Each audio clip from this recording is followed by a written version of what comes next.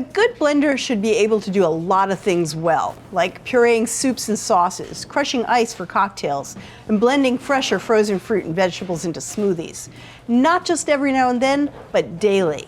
Now, we think there should be a reasonably priced blender that can stand up to the kind of constant, heavy-duty use that many of us demand. We bought 7 blenders, including our previous favorite by Breville, the Hemisphere Control. They range in price from $100 to $300. Now, in previous tests, we found that if you go much cheaper than $100, the blender may not blend as well, or it might not last as long, so you may end up spending more in the long run having to replace it.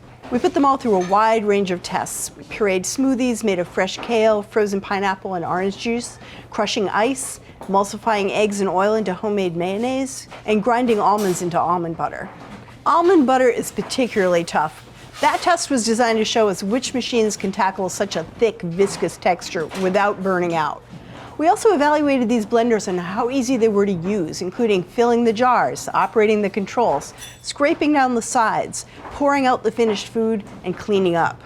We also measured the noise they make, and we checked them at the end of testing for wear and tear. Now, surprisingly, we found huge differences between the blenders in this lineup. 4 of them utterly failed to make something as simple as mayonnaise, and only 1 could turn almonds into a completely smooth butter. Some of the butters were mostly smooth, but their blenders also required us to keep stopping, opening the lid, and scraping down the sides over and over and over again. The best one took just 3 scrape downs, the worst much more. Now, our smoothie test also really showed distinctions between how well the machines blended. We weighed out the same amounts of kale, pineapple, and juice and blended for the same 60 seconds. And then we painted a stripe of each smoothie on parchment paper, which made it very easy to see texture differences. Some left bigger, chunkier flecks of kale, while others were more uniformly bright green and smooth. Some of the blenders also whipped in a ton of air, and we didn't really like those airy, foamy smoothies as much as ones that were dense and creamy.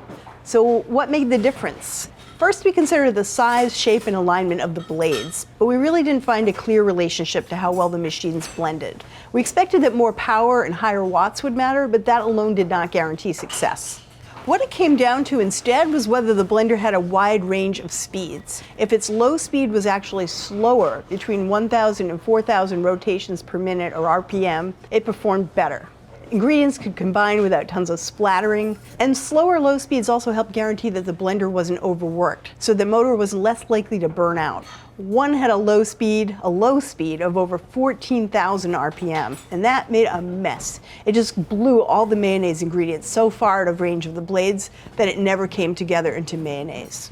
And having a fast enough high speed also helped improve results, especially when we wanted really smooth, fine-textured purees and smoothies. Our top-rated blender, it didn't have the most power or the lowest start speed, but another factor came into play that helped it work better, which was the jar shape.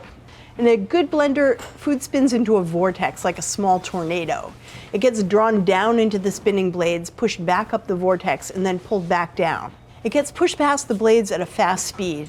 Now, we found if the jar had a rounded interior and a smooth, seamless bottom, the vortex could do its work. Food didn't get trapped far from the blades. Aside from a rounded interior, we also liked a slightly narrower profile to the jar because it kept the food closer to the blades. About 4.5 inches across seemed just about right.